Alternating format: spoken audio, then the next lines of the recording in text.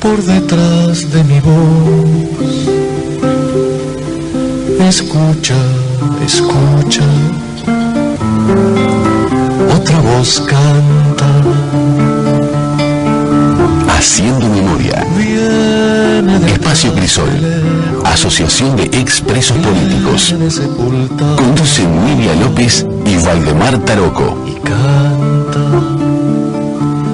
Dicen que no están muertos, escúchalos, escucha, mientras se alza la voz que los recuerda y canta. Escucha, escucha, otra voz canta. Buenos días, compañeras y compañeros. Acá estamos de nuevo, como todos los viernes, en este viernes de turismo, con un lindo día de otoño. Les contamos que para comunicarse, para escuchar el programa, pueden escucharlo por www.radionacional.com.uy, por TuneIn o por www.radios.com.uy. El correo del programa es crisolhaciendomemoria@gmail.com. El celular para enviarnos mensajes o WhatsApp es el 091-028-578. La sede de Crisol, de nuestra organización, de la organización de los ex y las expresas políticas, está en Joaquín Requena 1533, entre Bransen y Ana Monterroso. El correo institucional de nuestra organización es crisol2003@gmail.com. Estamos en el estudio Germán Araujo junto con esta vez no nos acompaña el pájaro, nos acompaña Ramón, como nos acompañó el viernes pasado, y les contamos que tenemos convenios con SUAT, con Caminos y con Previsión. Por cualquiera de ellos hay que comunicarse con Tito López al 2408-4465 o al celular de Tito 099-408-655. Buen día, Valdemar. Buenos días. Otro viernes con Haciendo Memoria, el programa oficial de Crisol, la Asociación de Expresos Políticos. Y estamos con aquello que el interior también existe, como venimos haciendo cada tanto alguna entrevista con el interior. Y hoy no vamos muy lejos, ¿no? Como hemos recorrido parte del país, vamos a Canelones nomás, porque allí se inició un trabajo muy importante en lo que es un sitio de memoria como los vagones, y la agrupación Ágora está haciendo un trabajo, por lo cual estamos en contacto con María Julia Izaguirre. Muy buenos días, María Julia. Buenos días Valdemar, buenos días Nidia. Buen día, ¿qué tal? Buen día, muy bien. Bueno, se iniciaron trabajos, ¿sí? Contame un poco cómo es la historia de los vagones, porque hay muchos oyentes que no conocen a veces parte de nuestra historia, ¿no? Del pasado reciente. Te escuchamos. ¿Cómo no? En principio, sí, aclarar qué son los vagones. Esto que hoy consideramos un sitio de memoria, fueron en realidad dos centros clandestinos de detención y tortura que operaron en la ciudad de Canelones, en el Parque Artigas, un parque que queda a pocas cuadras del centro de la ciudad, que está rodeado de población, de barrios, y que funcionaron dentro de dependencias que pertenecían al Ministerio del Interior. Uno de los centros de vagones, y aclaro por qué vagones, porque en realidad eran dependencias del Ministerio del Interior, construcciones de material, que utilizaron como refuerzo para poder allí alojar a las personas secuestradas, vagones del ferrocarril. O sea, realmente habían vagones del ferrocarril ahí. Efectivamente hubo vagones de ferrocarril que fueron los espacios utilizados para la tortura y utilizados para dejar en depósito a aquellas personas que estaban secuestradas en el lugar. O sea, era un lugar de bienvenida, como decíamos, igual lo que pasó en Carmelo con la comisaría, que primero pasaban por ahí, luego lo derivaban a cuarteles. ¿Ahí era algo similar? Exactamente. Eran lugares, además de permanencia de varios meses. Fueron 2 lugares de permanencia de varios meses. Hombres y mujeres que pasaron por esos lugares estuvieron 2 o 3 meses, sin que su situación se hiciera pública. Posteriormente, y allí a partir de la investigación que hemos venido realizando estos años, las derivaciones eran a diferentes centros de detención. Por ejemplo, en la primera etapa, los detenidos en los años 74, 75, principios del 75, la mayoría de ellos fueron derivados al cuartel de San Ramón, luego pasaban al juzgado militar y posteriormente la mayoría de ellos terminaron en Punta Carretas. Algunos también en el Cilindro de esa misma época. Sí. Posteriormente, ya cuando hablamos, eso estamos hablando del primer centro de vagones que funcionó en lo que era en aquel momento la fuerza, detrás de la fuerza de choque de Canelones. Construcciones que hasta el año pasado albergaron a la Escuela de Policía Departamental. Luego, a partir del septiembre-octubre, según nuestras investigaciones del año 75, los vagones que había en ese lugar fueron trasladados con unas grúas a aproximadamente 4 cuadras de allí, pero dentro del mismo predio del parque, como detrás del estadio de Canelones. ¿Ese parque estaba bajo la órbita del Ministerio del Interior en ese momento? Ministerio del Interior, exactamente. El lugar al que fueron trasladados era un lugar donde funcionaba desde aproximadamente 1965 el Departamento 3 de la Jefatura de Policía de Canelones, Inteligencia y Enlace, y también funcionaba allí la Policía Técnica. Sí. Se colocaron los vagones, se armó junto con las construcciones existentes y unos calabozos que algunas personas de la localidad recuerdan que antiguamente habían sido perreras del plantel de perros de la policía canaria, y allí se armaron 4 calabozos y en principio 2 vagones, aunque según los relatos que hemos podido recuperar, algunas de las personas, especialmente las que fueron trasladadas de un centro al otro a mediados del año 75, digamos finales de septiembre y principios de octubre del 75, que fueron trasladadas junto con los vagones, los 3 vagones que estaban en la fuerza de choque fueron trasladados para ese otro lugar, que está instalado dentro de lo que, en el corazón de lo que es el barrio olímpico de Canelones, y que tiene como fondo la Ruta 5. Desde la Ruta 5 se ven esos vagones, ¿no? Desde la Ruta 5 se ve el lugar. Incluso en este momento, y ya desde mayo del año pasado, hay un cartel que mira hacia la ruta y que indica justamente que ese fue un sitio de represión. A su vez, el Ministerio de Transporte y Obras Públicas colocó 2 carteles en la ruta, casi llegando a la confluencia entre las rutas 11 y 5, que indica con unas flechas sitio de memoria, tanto viniendo del norte como desde el sur hacia el norte. O sea que hay carteles de señalización que permiten llegar al lugar.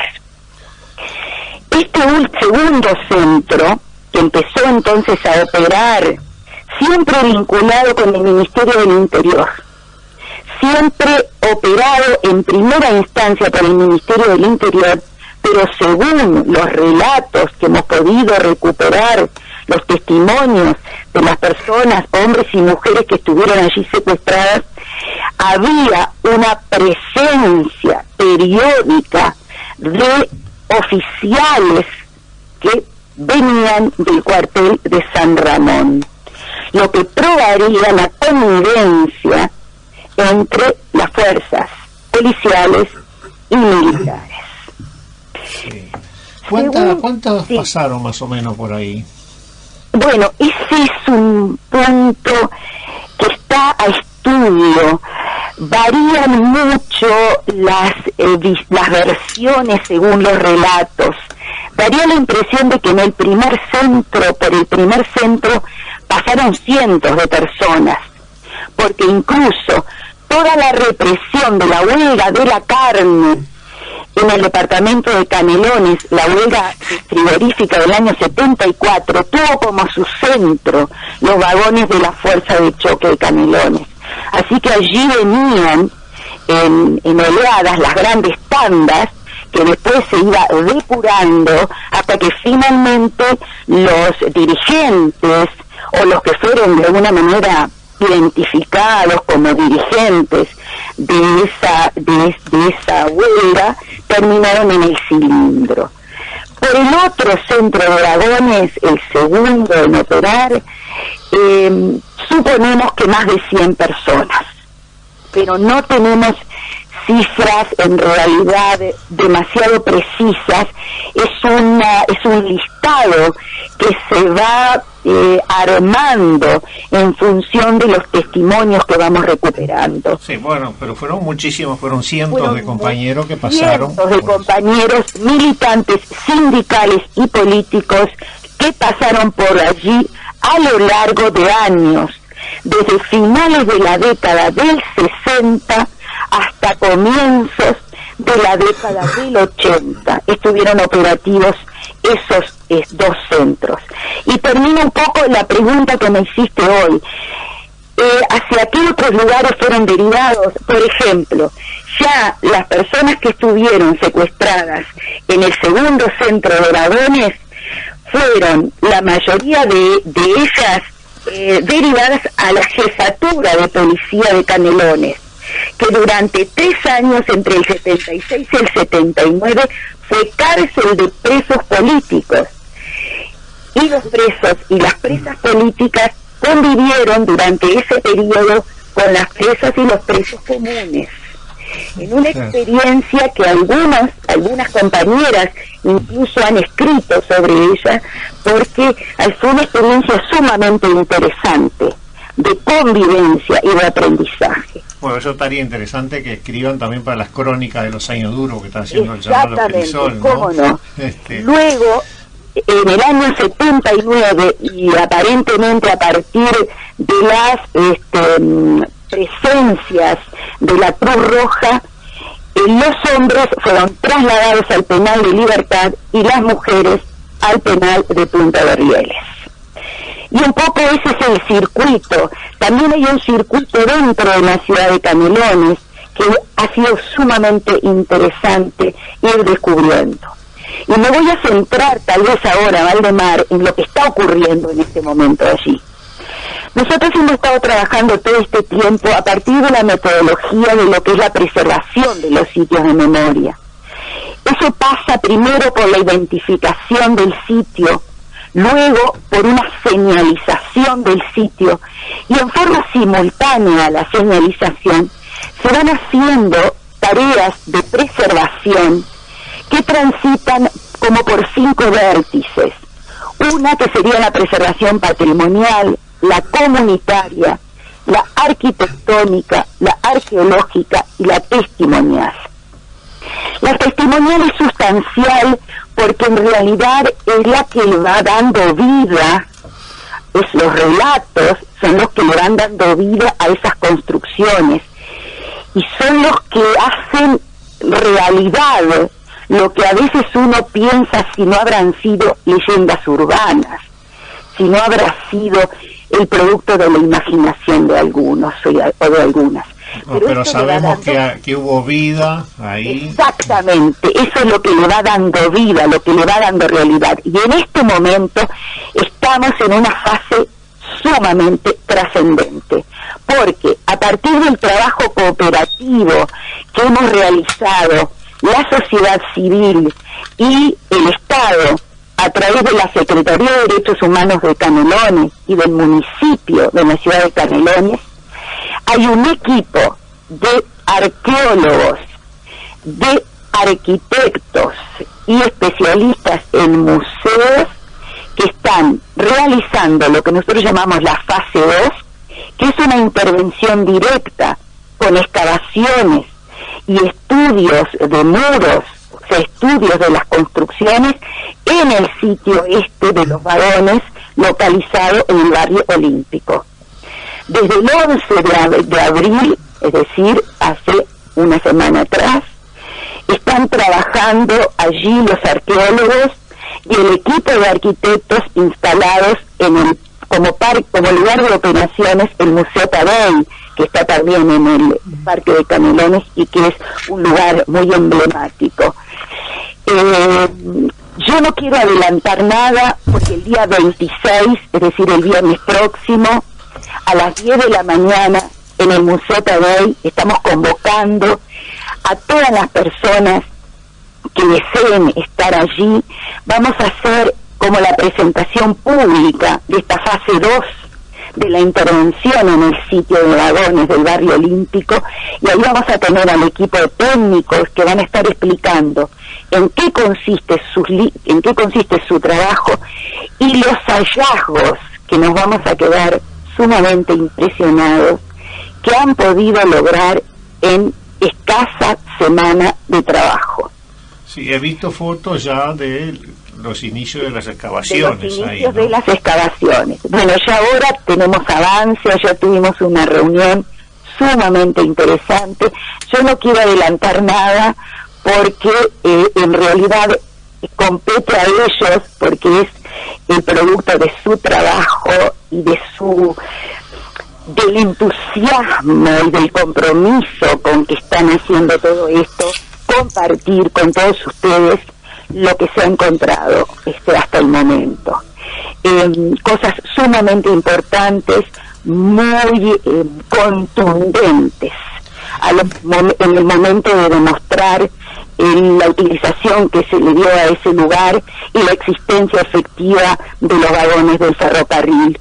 Bueno, entonces el próximo viernes se estará presentando. Exactamente. Bueno. En el Museo Tadei a las 10 de la mañana, y estamos convocando a todas las personas que nos quieren acompañar. Esto es sumamente importante, a todas las organizaciones sociales de derechos humanos de todo el país.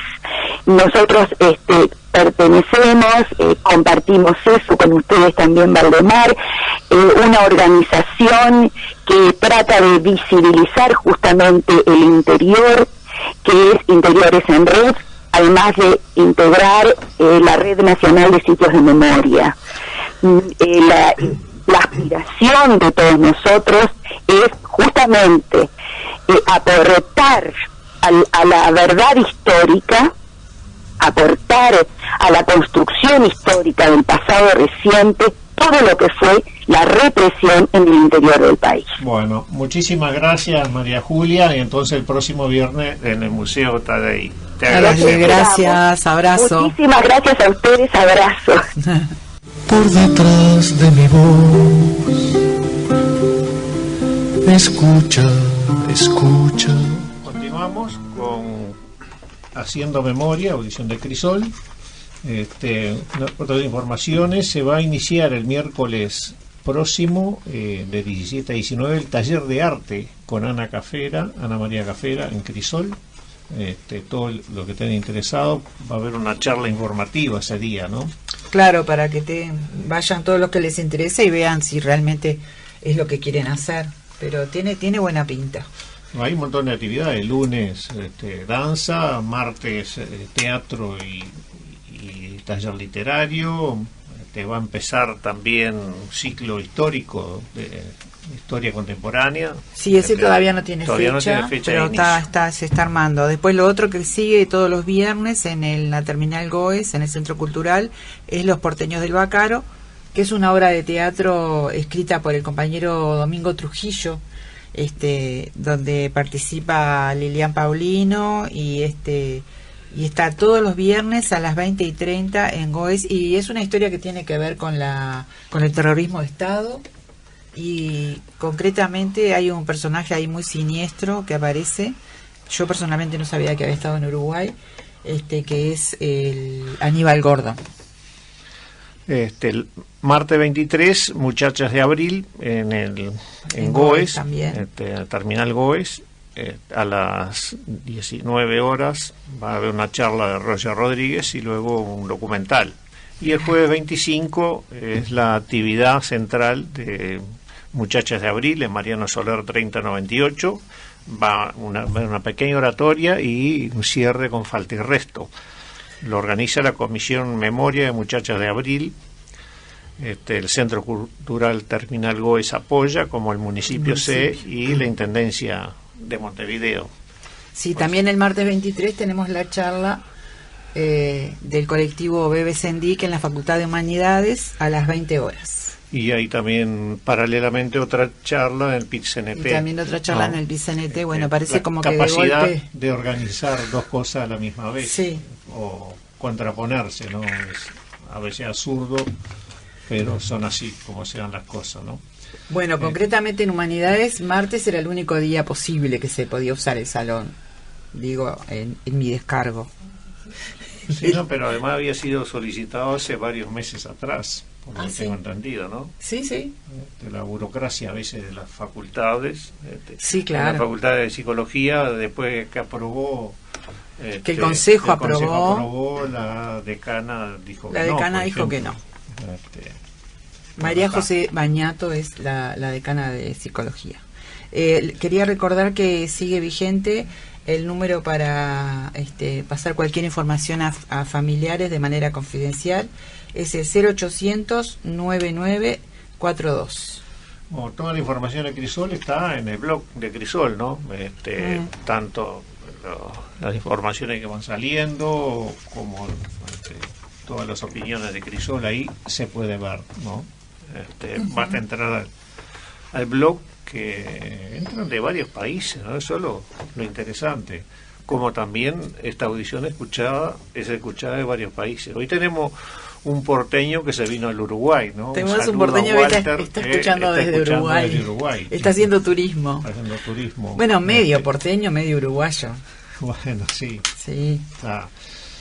Bueno, y continuando con nuestra serie de charlas, hoy se vienen los 30 años de la muerte de Raúl Sendic, quien fuera, sin duda, un personaje muy importante en la historia de nuestro país, ¿no? 30 años de su fallecimiento, y para hablar un poco de la figura de Raúl Sendic estamos con Jorge Selve, quien supo transitar desde muy jovencito desde el Paysandú, un poco junto a Sendic. Buenos días, Jorge, bienvenido. Bueno, buen día, gracias por la invitación. Bueno, Raúl Sendic, ¿qué te dice para vos 30 años después de su fallecimiento? Bueno, habría que empezar diciendo que son 30 años de silencio, ¿no?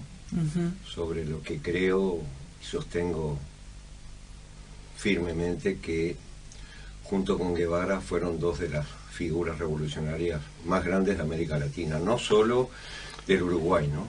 Lo que sí creo que en el caso del Bebe, un poco la idiosincrasia que tantas veces se menciona uruguaya, de que todo lo nuestro es de bajo perfil, de que somos un paisito chico, etcétera, etcétera, no le dio la trascendencia que tenía el Bebe muchísimo antes de su desaparición física, ¿no? Ya en el Chile de Allende recuerdo que no había una sola de las organizaciones revolucionarias del continente que no tuvieran una admiración y que no nos dijeran a texto expreso a los compañeros tupamaros que estábamos en aquel momento allá, que el Che y el Bebe eran las dos grandes luminarias que habían marcado el camino de las transformaciones de fondo en América Latina, ¿no? Por eso creo que desde ese lugar pensar que hace 30 años prácticamente nadie lo nombraba, que se le ha escamoteado, a mi juicio también, a ya varias generaciones, quién es y quién fue, y quién seguirá siendo, ¿no?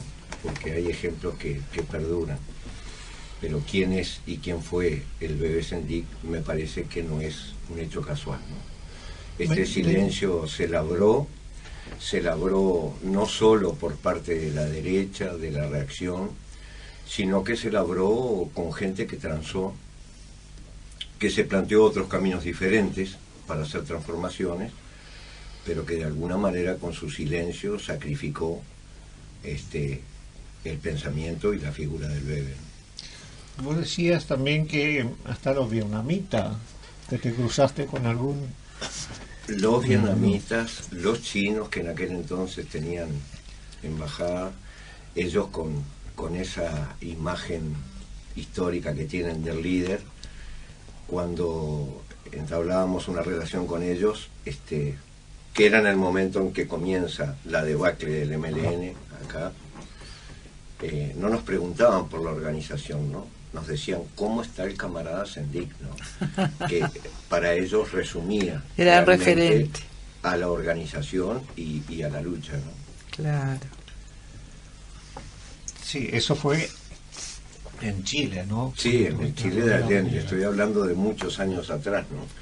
Pero de alguna manera siempre se lo menciona a compañeros que no conocieron esa experiencia, porque ni siquiera el Bebe sabía en aquel momento lo que significaba para los revolucionarios de América Latina y de otros continentes, ¿no? ¿Vos lo conociste en Paysandú? Sí, de muy gurí, después de la toma de un liceo, bueno, de una manera muy especial, y bueno, y me fui sumando como tantos jóvenes a ese magnetismo que tenía su figura, de bajo perfil, de paisano, de hombre que hablaba poco, pero siempre me llamó la atención la mirada que tenía de la realidad, ¿no? Raúl tenía una foto de cada momento histórico tan justa, que le permitía colocarse adelante de los demás, ¿no? Yo creo que se colocó delante de toda la izquierda uruguaya, en un momento en que la izquierda uruguaya no se planteaba otra vía que el discurso parlamentario, y creo que después se pone un paso adelante de su propia organización, ¿no? Raúl siempre tenía esa cosa dual, ¿no? Soy de la organización, pero estoy con mis masas, ¿no? Mis masas son los de abajo, son los peludos, son los peones remolacheros, son los pobres olvidados del campo y de la ciudad también, ¿no? Vos fijate la paradoja, ¿no? Raúl es el clandestino más viejo del país, el que lo buscan a sangre y fuego durante más años, y es el último de los viejos tupamaros en caer. Sí. Y paradójicamente, las dos veces que es detenido, uno cuando cae prácticamente toda la dirección en Almería y Yacó, y otro cuando cae en la Ciudad Vieja, la última vez, cae en dos locales del aparato de la organización. Mientras que todos los años que tuvo clandestino, en realidad, hasta la propia Orga le costaba saber, cuando había que hacer contacto con él, dónde estaba Raúl, porque podía estar en los montes de Itacumbú, podía estar en una rosera, podía estar cortando caña con los peludos, es decir, siempre tuvo esa concepción del trabajo con la gente y con los de abajo, y eso le planteó históricamente contradicciones con el aparato, ¿no? Que se iban llevando en el marco de una estrategia de lucha, pero que lo diferenció también de algunas concepciones militaristas que después cobran en el último periodo antes de la derrota un impulso muy fuerte a la organización, y que históricamente también lo diferenciaron, ¿no? Fue una figura que funda el MLN, que es parte de la dirección del MLN, pero que estuvo más allá de eso y que lo demostró históricamente, ¿no? Digamos, un militante del Partido Socialista, primero de la Juventud Socialista, luego del Partido Socialista, y se desprende de ahí, se va hacia el interior a trabajar en los arrozales primero, con su camperita de cuero y una moto, y a vivir como uno más, que fue lo que en principio le abrió la puerta, digamos, de los peludos, de los peones del campo, ¿no? Porque no es fácil entrarle al no es fácil campo, entrarle, nadie de la izquierda en aquel entonces, salvo algunas excepciones que se nuclearon con él por otra parte para fundar sindicatos, nadie había logrado entrarle al plan rural, entre otras cosas por una concepción también, por una concepción capitalina que tenía la izquierda predominantemente parlamentarista en aquel momento, ¿no? Partido Socialista y Partido Comunista. Después había grupos más chicos que en adelante, a partir de la gesta de Raúl, como el MIR, como otros pequeños partidos, van a hacer un giro, digamos, hacia concepciones más parecidas a las que sostenía Raúl, ¿no? Pero en aquel entonces la izquierda ignoraba la realidad concreta de enclaves del país donde estaba la máxima explotación que el capitalismo en ese momento llevaba adelante, ¿no? Su primer trabajo al interior es en los arrozales de 33, en esa zona, junto con Leguizamón, otro compañero. ¿no? Él lo reivindicaba, ¿no? A los primeros compañeros que arrancan con él. Y bueno, él aprovecha su conocimiento de abogacía, no se quiere recibir porque no quiere ser el doctor Sendik una vez que esté con los desaparrados de esta tierra. Llega al grado de lo que se llama procurador, pero que le da las herramientas jurídicas suficientes como para defender a ese sector que no tenía ningún tipo de derecho, ni laboral, ni social. Hay que ver cómo vivía esa gente realmente. Es todo un tema aparte, se podría hacer un programa aparte para las generaciones de hoy que no tienen ni idea de cómo, cuando el BEBE inicia toda esta larga gesta, que desembocan las grandes marchas hacia Montevideo, con niños, mujeres, ancianos, a pie, a reclamarle al Parlamento la tierra, ¿no? Que es lo que le va a dar una consigna a él de carácter histórico, y que no va a ser otra cosa que la continuidad de la vieja consigna artiguista, la tierra para el que la trabaja, ¿no? Lo que pasa que la gente de aquellos lares se identificó tanto con su planteo que lo convirtió en la consigna archisabida de por la tierra y con Sendik, ¿no? Claro. Los peludos más que nada los peludos son lo que ya en la primera marcha la gran consigna era por la tierra y con Sendik, ¿no? Y recién ahí la capital empieza a ver aquellas masas empobrecidas que llegan a pie en camiones como pueden a las orillas de Montevideo y de ahí al Parlamento a reclamar tierra para trabajar, ¿no? Claro, pero habíamos arrancado hacia 33, ¿no? Ahí en la revista había una marcha de los arrozales primero, ¿no? Claro. Antes de irse a Paysandú. Claro, de ahí a Paysandú, que abre un pequeño consultorio jurídico y empieza a tomar caso por caso, en el caso de los peones remolacheros, que no tenían ni representación jurídica, estaban realmente dejados de la mano de todo, ¿no? Y él comienza, la primera acción que hace es, bueno, yo entiendo de esto, lo pongo al servicio de los trabajadores, ¿no? Y bueno, y de ahí a Bella Unión, que es donde me parece que logra, a través de la fundación del sindicato de UTA, logra realmente quizá el pico de conciencia y organización de todo ese periodo de los sindicatos rurales. Me parece que es donde logra el pico más alto de lo que va a ser esa gesta, ¿no? Al revés de las Artigas, ¿no? Artigas se va de la capital con su pueblo a las espaldas allá al Salto, ¿no? Bueno, Sendik se viene del norte olvidado a la capital a decirle, señores, esta gente necesita tierra, ¿no?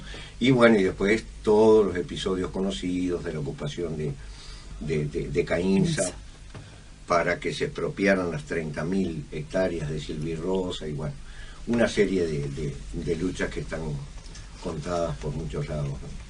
Claro, en Crisol tenemos a Chelita Fontora, que siempre nos está hablando de lo que fue esas marchas, lo que es el papel del bebé allá en Bella Unión, ¿no? Sí, porque esa es la generación de peludos y peludas que lo acompañaron desde el primer minuto, ¿no? Claro, claro. Junto con algunos compañeros que en aquel entonces eran estudiantes, ¿no? Sí. Muy jóvenes, como Colacho Esteves, sí, histórico dirigente de UTA, el Flaco Rodríguez Vélez, sí. Bueno, toda una tanda. El bebé era muy, a mi modo de ver, muy amplio y muy flexible en cuanto a lo que la izquierda uruguaya, sobre todo en una actitud dogmática, definía que si no se era proletario, poco menos que no se podía ser militante, ¿no?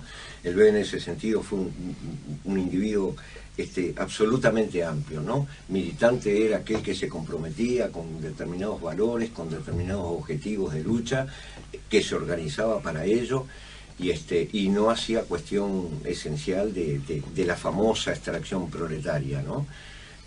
Si bien siempre tuvo en su comando político sindical a peludos históricos, ¿no? Que demostraron una consecuencia y una trayectoria enorme con la lucha, ¿no? Claro, hubieron muchos peludos de ahí, incluso hay varios desaparecidos, sí, ¿no? Por supuesto, ¿no? Por detrás de mi voz, escucha, escucha, otra voz canta. Continuamos haciendo memoria. Estábamos hablando con Jorge Selves, quien estuviera bastante junto a Raúl Sendic, que hoy estamos recordándolo por los 30 años de su fallecimiento, que va a ser el domingo 28, que está pensado hacer en el cementerio de La Teja, como todos los años, a las 11 de la mañana, y luego de ahí ir en una marcha hasta la Plaza Raúl Sendic, conocida como La Fone, pero eran militantes que plantea una época, se juntó firma y todo, se presentó a la Intendencia como para cambiar el nombre, que no se llame más como La Fone, quien fuera un negrero, ¿no? Un esclavista que traía esclavos al país, y hoy tiene una plaza en este país, ¿no? De las tantas cosas que pasan en este país, ¿no?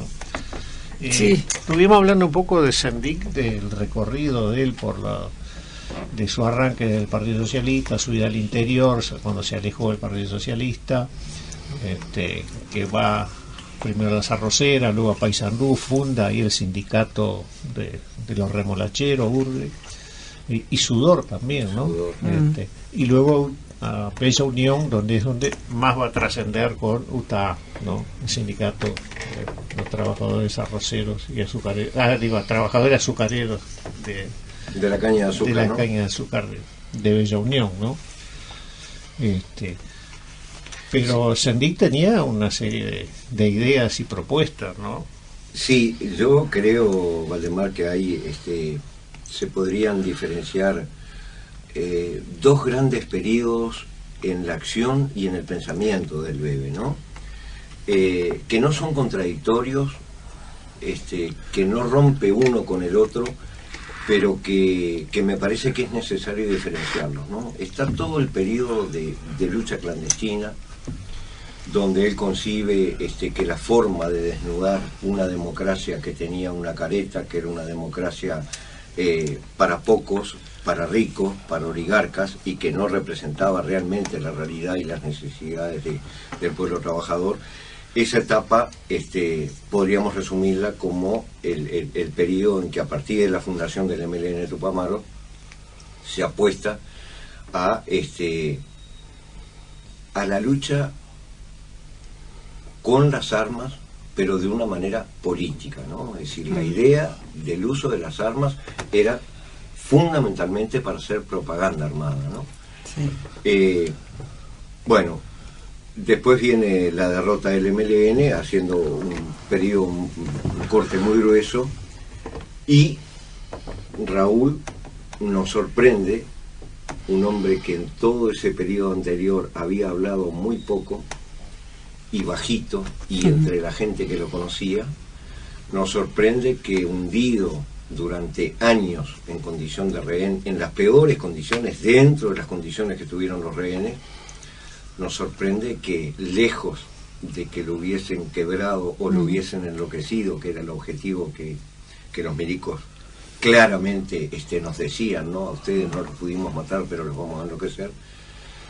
Lejos de haberlo doblegado, Raúl no solo resiste a esas condiciones de reclusión, sino que comienza a desarrollar un pensamiento que al principio sale en hojillas de fumar, a través de familiares. Escribe un libro. Y termina escribiendo lo que es reflexiones sobre política económica, que es reconocido en el prólogo por economistas de la época, como un ser realmente innovador, cosa que fue toda la vida, como una mirada totalmente distinta de la economía no concebida por técnicos que se atrincheran en una altura y que hablan un lenguaje que la gente no entiende, claro, sino la economía al servicio del hombre, y en tanto al servicio del hombre que trabaja, una economía que la podamos realmente construir y dirigir entre todos, ¿no? Ese es un poco, me parece, lo medular de ese segundo periodo del pensamiento de Raúl.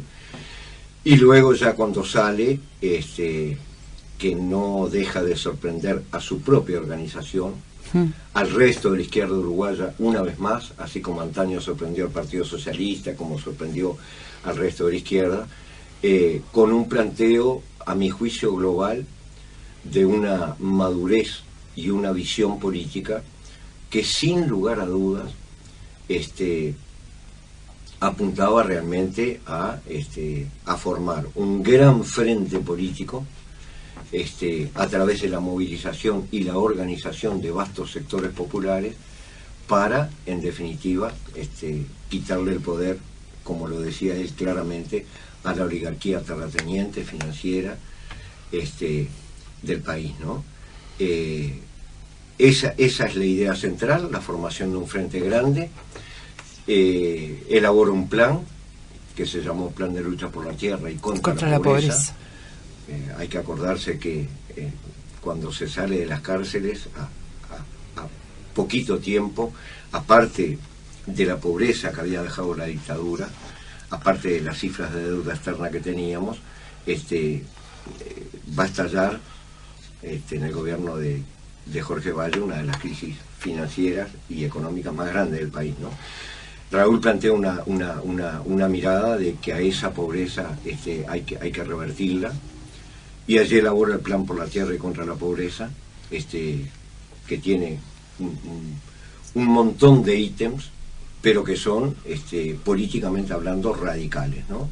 O sea, la reforma agraria, salirle al cruce a la extranjerización de la tierra, que ya había comenzado. Ya venía salada. Quintuplicó en todo este periodo en el que gobierna el Frente. La nacionalización de la banca, expropiar a los expropiadores como ellos expropiaron durante años al pueblo sin ningún tipo de indemnización, y crear un frente a nivel nacional y latinoamericano por el no pago de la deuda externa, que él demostraba con cifras, no solo con conceptos, que no solo era espuria porque no la había adquirido el pueblo, sino que se había pago, claro, por vía de los intereses más de una vez, ¿no? La idea de todo ese plan y de esas medidas económicas era volcar al mercado interno, ese mercado que siempre los economistas dicen que es tan chiquito, tan pobre, y que por eso hay que apuntar a una concepción económica de exportación de materias primas. El BBVA sostenía que había que apuntar a ese mercado interno y provocar un shock económico, ¿no? Con todos los recursos del no pago de la deuda, con la expropiación de la banca privada, que en aquel entonces de 42 bancos eran 40. Claro. Y la expropiación de la tierra sin indemnización para todos los predios mayores a las 2.500 hectáreas, se podía poner en marcha realmente un plan productivo que no solo sacara de la pobreza a los sectores más sumergidos, sino que hiciera realmente de este país un país productivo, ¿no?, para la inmensa mayoría de la gente, ¿no? Muy sucintamente, ese es el segundo periodo, me parece a mí, del pensamiento del Bebe, en donde creo que teníamos delante nuestro un estadista, pero un estadista revolucionario, un hombre que estaba pensando que la revolución no era solamente en el momento indicado agarrar las armas, sino sobre todo apostar a la organización y la movilización de los grandes sectores populares, claro, que eran el agente transformador por naturaleza para él, ¿no? Por supuesto que dentro de ese Frente Grande incluía el Frente Amplio, claro, cosa que el Frente Amplio no aceptó la idea del Frente Grande, es más, la combatió parte de su propia organización en aquel entonces, por no entenderla o porque estaba pensando, vaya a saber en qué, pero ese es el periodo en que Raúl, paradójicamente hablando poco, porque tenía la dificultad de la boca, la enorme dificultad del balazo que le había partido la mandíbula y pegado parte de la lengua en el paladar, pero habló mucho a través de sus escritos, ¿no? Raúl en ese periodo escribe sobre un montón de temas que se van a ir publicando en el semanario Mate Amargo y en una cantidad de reportajes que no tienen desperdicio, ¿no? Sí. Y que en este colectivo que hoy se formó hace poco tiempo para reivindicar sus ideas, su lucha, su acción, que va a festejar, como decía Valdemar, el 28 en La Teja, los 30 años, estamos tratando de recopilar, porque nos damos cuenta que por todos lados fue quedando, en algunos casos reunidos y en otros dispersos, un conjunto de planteos de Raúl absolutamente coherentes, que globalizan su idea de cómo continuar la lucha en ese periodo, ¿no? Sí, hay un blog, aprovechamos para avisar eso, para todos los que quieran ingresar, que se llama Viejo Bebe Sendik, blogspot.com. No, perdón, Viejo Bebe Sendik Vive, blogspot.com. Ese es el blog para todos los que quieran ingresar. También pueden ingresar a Solar Raúl Sendik, y ahí también hay fotografías, hay reportajes, hay anécdotas, hay unas anécdotas muy lindas que cuenta Ricardo Elena, en sus encuentros con el Bebe en diferentes circunstancias, muchas cosas que lo pintan al Bebe como ese ser tan sencillo, tan simple y a la vez tan coherente en toda su teoría y su práctica, ¿no? Para mí personalmente el Bebe siempre fue el referente de eso, ¿no? De la coherencia entre lo que él proponía y lo que él hacía. Nunca dejó, nunca propuso algo sin antes ser él también parte de esa práctica, ¿no? Y yo en ese sentido, para mí fue un privilegio militar, y sin conocerlo, ¿no? Porque cuando el Bebe cayó preso yo recién empezaba a militar en el MLN, pero fue un referente importantísimo para muchos, para una gran franja de jóvenes de la época, ¿no? Sí, es como decís tú, Nilvia, ¿no? En este colectivo, Viejo Bebe Sendik Vive, no es nueva la idea de reivindicar, porque se ha hecho a lo largo de los años, a través de pequeños grupos de militantes, mantener vivo el recuerdo en cada aniversario de su muerte, ¿no? Yo creo que la diferencia ahora es la situación política, ¿no? Nosotros salimos con este colectivo integrado por diferentes compañeros. Sí. No es una organización política, tampoco es una organización social, es un colectivo convocado por la memoria del Bebe, en definitiva, y por todo lo que significó, que vos bien sintetizabas, que veremos después del 28 si continúa, ¿no? Yo creo firmemente que este colectivo debe ser el inicio, no solo de un recordatorio más, que me parece que este año tiene más fuerza, quizás porque estamos en una cifra redonda de 3 décadas de su muerte y de mucho silencio, ¿no? De mucho silencio. Es significativo. Hoy lo decía al principio del programa Waldemar, ¿no? Waldemar, cómo en este momento determinadas figuras de la política local y del gobierno hacen un llamado al recordatorio de él, ¿no? No es que nosotros arrancamos antes, pero es un poco paradójico, llama la atención, ¿no? Y llama la atención porque estamos en un año electoral, ¿no? Claro. Y aquel que quiere juntar votos, y fundamentalmente juntar votos, seguramente que no descarte que con la figura del Bebe, aunque él nunca apostó a eso, pueda ganar algún votito por aquí y por allá, ¿no? Me parece que una de las cosas a destacar del Bebe fue que, si bien nunca descartó la lucha electoral, marchó al costado de ella, ¿no? Su concepción revolucionaria era la de cambiar el sistema capitalista, ¿no? Y él entendía que el sistema capitalista se cambiaba con lucha de pueblo organizado, y con diferentes formas de lucha, ¿no? Haber apostado más a una cosa no era estar en contra de la lucha electoral, ¿no? Pero la miraba con mucho cuidado y con mucho recelo, ¿no? Porque sabía que a nivel digamos jurídico del sistema, político jurídico del sistema capitalista, bueno, el Parlamento es un instrumento, en definitiva, mucho más discursivo que resolutivo de los grandes problemas del pueblo trabajador. Y creo que estos 15 años de gobierno del Frente lo han demostrado, ¿no? Si nosotros tenemos un gobierno que tiene una economía, sostiene una economía que inserta al Uruguay en el marco de lo que se llama claramente el neoliberalismo económico, y adentro impulsa algunas reformas sociales, ¿no? Bueno, esa convivencia con dos cosas totalmente contradictorias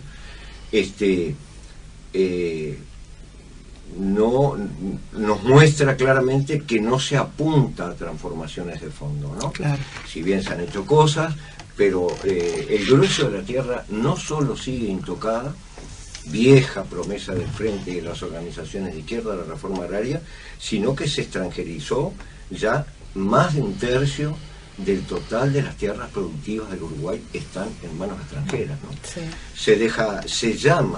Se la deja venir, se la deja instalar y se llama a grandes empresas multinacionales que están contaminando, que están llevándose recursos naturales y que vienen por el agua, ¿no? Como han denunciado varias de las organizaciones sociales, vienen por lo mejor de la riqueza del país, ¿no? Entonces, Raúl estaba no solo lejos de eso, sino en la antípoda de todo eso, ¿no? Por eso nosotros pensamos que sus grandes ideas, el no pago de la deuda externa y sus intereses, la reforma agraria, expropiando a todos los predios mayores a 2.500 hectáreas sin indemnización, la nacionalización de la banca para poner realmente la acumulación de capital al servicio del pueblo trabajador, y formar frentes de lucha con todas las organizaciones sociales, y si bien tener representantes en el Parlamento en diferentes periodos, apostar desde abajo a las transformaciones, ¿no? Cosa que la izquierda uruguaya no ha hecho, evidentemente, ¿no? Claro. Bueno, tenemos que ir cerrando. Reiteramos la convocatoria para el 23 en Humanidades, para el 28 en el Cementerio de La Teja, y también recalcando el tema de que este colectivo se plantea fundamentalmente la recuperación de lo que ha sido la práctica y la teoría del Bebe, y que se conozca sobre todo por los jóvenes, ¿verdad? compartir con los jóvenes todo lo que fue la historia del BEBE y sus ideas. Sí, dos cosas de mi parte para cerrar, o tres. Una, agradecer la invitación a esta charla tan linda. Dos, me gustaría que me inviten de nuevo, pero por el mate de Nibia, que está muy bueno. Y tres, es necesario, es imprescindible, diría yo, que las ideas del BEBE se conozcan, sobre todo por las nuevas generaciones, a las que se les echó un manto de silencio sobre el BEBE Sendik, que tenemos que romperlo de alguna manera, ¿no? Y la forma de romperlo es, difundiendo su pensamiento en todos los espacios que se nos abran, porque es un acto de justicia, con él y con los que de alguna manera seguimos pensando, que tenía razón en cómo encarar las transformaciones necesarias para que el pueblo nuestro sea más feliz, viva en mejores condiciones, y logre el destino que desde el prócer Artigas en adelante esta patria tiene planteado, ¿no? Claro. Bueno, muchas gracias, Jorge. Nos despedimos hasta el próximo viernes, entonces, por Verdad, Memoria y Justicia. Valdemar. Nos vemos el próximo viernes. Por detrás de mi voz, escucha, escucha, otra voz canta.